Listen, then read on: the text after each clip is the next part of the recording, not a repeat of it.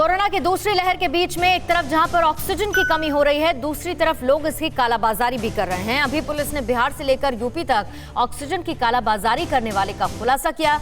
ये रिपोर्ट देखिए। Oxygen cylinder की किल्लत के बीच बिहार के वैशाली में पुलिस ने ऑक्सीजन सिलेंडर की कालाबाजारी को लेकर बड़ा खुलासा किया है। पुलिस की छापेमारी में एक साथ कई सारे ऑक्सीजन सिलेंडर बरामद हुए हैं। वैशाली के लालगंज से 42 ऑक्सीजन गैस सिलेंडर बरामद। गुप्त सूचना के आधार पर पुलिस ने छापेमारी की थी। वैशाली पुलिस को सूचना मिली थी कि कुछ लोग ऑक्सीजन सिलेंडर की कालाबाजारी कर रहे हैं और आसपास के निजी अस्पतालों और क्लिनिक में ब्लैक मार्केटिंग के जरिए ऑक्सीजन गैस सिलेंडर पहुँचाई जा रही है। इसी के बाद पुलिस ने कार्रवाई की। पुलिस की टीम इस मामले में अब छानबीन कर रही है। दूसरी ओर यूपी में भी ऑक्सीजन सिलेंडर की कालाबाजारी लगातार जारी है। इसी बीच यूपी पुलिस ने भदोही में ऑक्सीजन सिलेंडर की कालाबाजारी करने वालों को गिरफ्तार किया है। भदोही जिले में क्राइम ब्रांच और भदोही कोतवाली की संयुक्त टीम ने कालाबाजारी करने वाले 2 लोगों को 9 ऑक्सीजन जंबो सिलेंडर और बाकी सामानों के साथ गिरफ्तार किया है। जानकारी के मुताबिक L2 हॉस्पिटल में ऑक्सीजन की सप्लाई देने वाले ठेकेदार और उसके भाई लगातार ऑक्सीजन सिलेंडर की कालाबाजारी कर रहे थे। बताया जा रहा है कि 6,000 से लेकर 15,000 तक की कीमत में यह सिलेंडर बेचे जा रहे थे। केंद्रीय मंत्री स्मृति ईरानी के संसदीय क्षेत्र अमेठी में भी कोरोना से हाल बेहाल है। एक ही गांव में कोरोना से 20 लोगों की मौत के बाद कोहराम मचा है। वहीं यूपी के गोंडा और सीतापुर में भी संक्रमण का बुरा हाल है।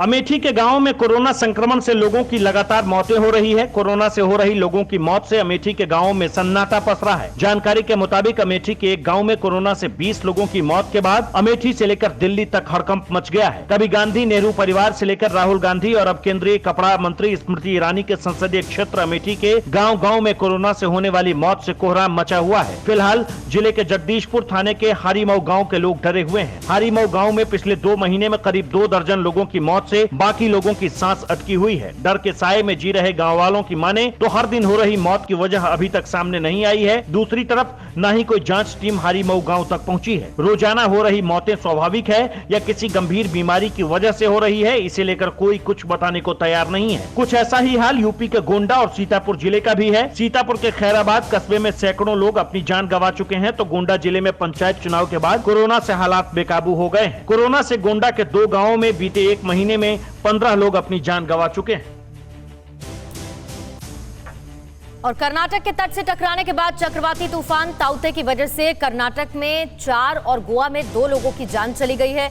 भीषण रूप धारण कर तूफान गुजरात की तरफ आगे बढ़ रहा है। मौसम विभाग ने चेतावनी दी है कि ताउते अगले 2 दिन में भारी तबाही मचा सकता है।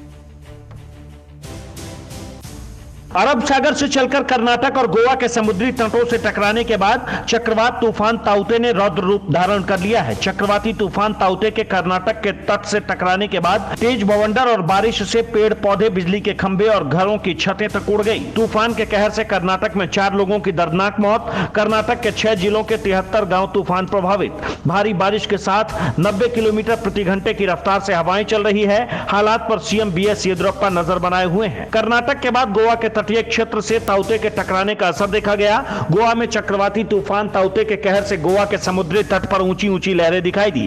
गोवा में तेज हवाओं के साथ साथ मूसलाधार बारिश होने से गोवा की बत्ती गुल हो गई और गोवा एयरपोर्ट को भी बंद करना पड़ा। गोवा में तूफान से 2 लोगों की मौत हो गई है। गोवा के सीएम प्रमोद सावंत ने बयान दिया है कि तूफान से मरने वालों की संख्या बढ़ सकती है। NDRF के DG SN प्रधान ने चेतावनी दी है कि तूफान 24 घंटे में और भी खतरनाक होकर आज की शाम गुजरात के तट से टकरा सकता है। 7 राज्यों पर तबाही बनकर टूटे चक्रवाती तूफान ताउते का सबसे ज्यादा खतरा गुजरात और महाराष्ट्र पर मंडरा रहा है।